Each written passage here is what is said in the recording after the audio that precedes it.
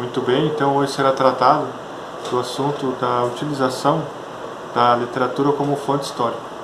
Pode parecer um pouco redundante fazer essa afirmação, entretanto nem sempre foi assim. É importante a gente contextualizar como isso se deu. Ali na metade do século XIX, a história se propunha a se tornar científica.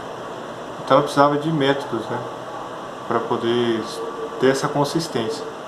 E nesse contexto surge a escola metódica, né, que eles estabeleceram algumas leis a serem seguidas, e entre elas o que seria a fonte, né?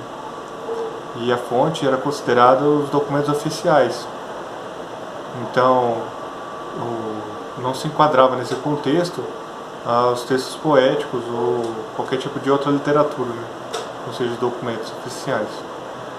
Então, com o tempo isso foi se alterando, em especial ali com o começo da escola de análise, onde a compreensão da complexidade e da totalidade das experiências humanas entrou em discussão, né?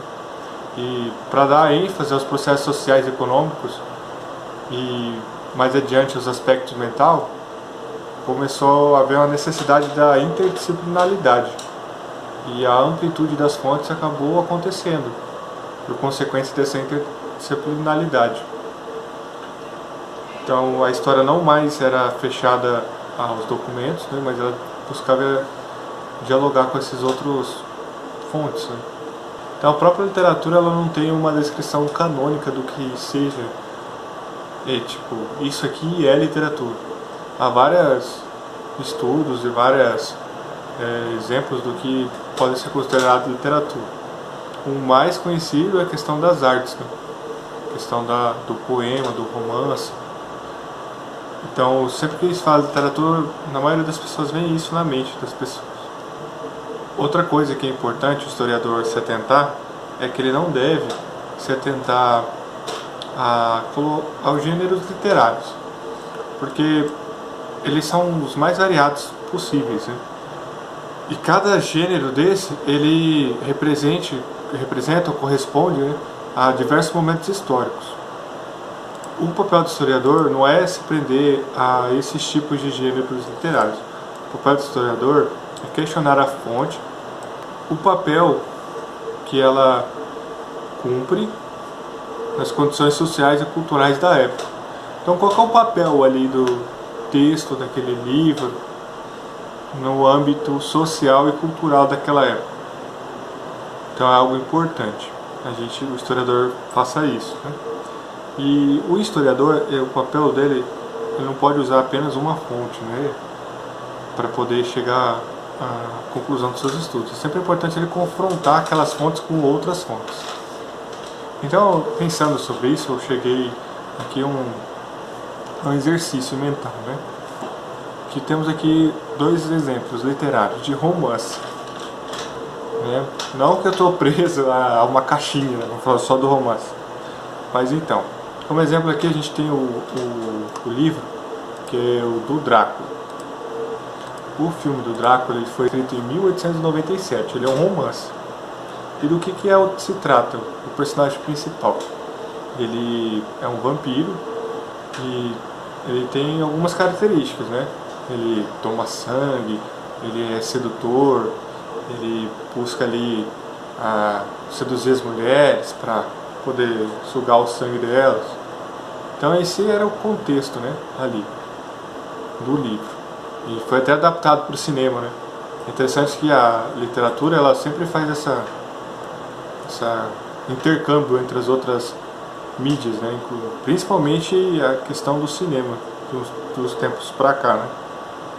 E tem um outro vampiro aí nessa história, que é o do Crepúsculo. O Crepúsculo já foi lançado ali em 2005, ele tem umas características bem diferentes do Draco, pode-se dizer assim. Ele é como se fosse um vampiro vegano, né? Que ele não ataca as pessoas, ele só suga sangue de animais.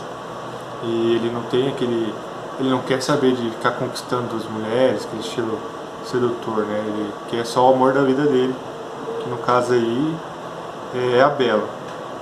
Só que aí você pensa, são dois romances de distintas épocas. E se você tem só essa informação, você fica perdido.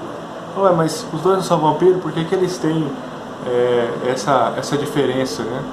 Até mesmo na época do lançamento do filme, o sucesso do que foi, né? Nesse período aí que saiu o filme, o livro, houve esse questionamento. Por isso que é importante a gente contextualizar as fontes e confrontá-las. Por quê? Se você pega algumas outras fontes, né? E você contextualiza, por exemplo, como era o pensamento da sociedade naquela época, como era a relação do homem para a mulher. Tudo isso tem que ser contextualizado. Aí você utiliza de outras fontes, outras pesquisas, né? Se situar ali naquela situação.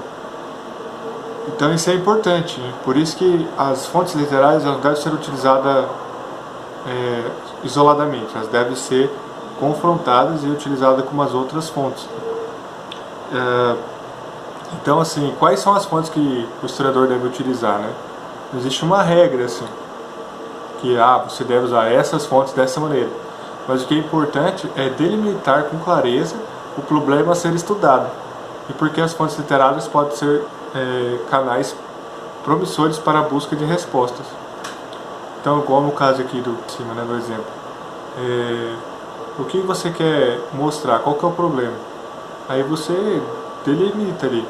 Eu quero mostrar a relação entre o homem e a mulher do século XXI ou do século XIX, como foi o Drácula, não sei. Então, por isso que é importante você ter em mente, com clareza, qual é o seu objetivo. E você busca as fontes através desse objetivo. E é importantíssimo compreender o contexto histórico e social das fontes e também procurar outras fontes daquele contexto, daquela mesma época. Qual que é o papel principal do historiador nisso tudo, né? Ele tem que buscar analisar muitas coisas, né? Quanto mais elementos ele puder para poder implementar aquela pesquisa, melhor vai ser. Então, se ele tiver como, por exemplo, poder contextualizar ali naquele texto as representações sociais, nacionais, regionais, morais, ideológicas, científicas, religiosas, sexuais, enfim, ele tem que fazer o contexto das articulações históricas e sociais ali. Esse é o papel do historiador na utilização das fontes históricas, em especial a literatura. É importante nunca ficar preso nessas caixinhas, né? Romance do século XIX, ali começou o romantismo, ou ali começou uma outra escola literária, e até mesmo se atentar a outras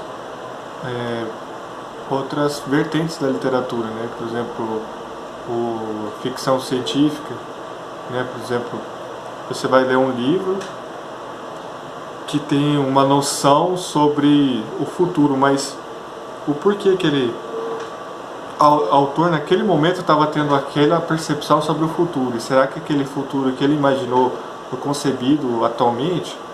Então todas essas questões devem ser analisadas, né? Na questão científica, né? Eu posso pegar um livro ali do início do século XX que tratava sobre evolucionismo e como aquilo era representado na sociedade, né? E o que aquilo significou para a sociedade naquele momento.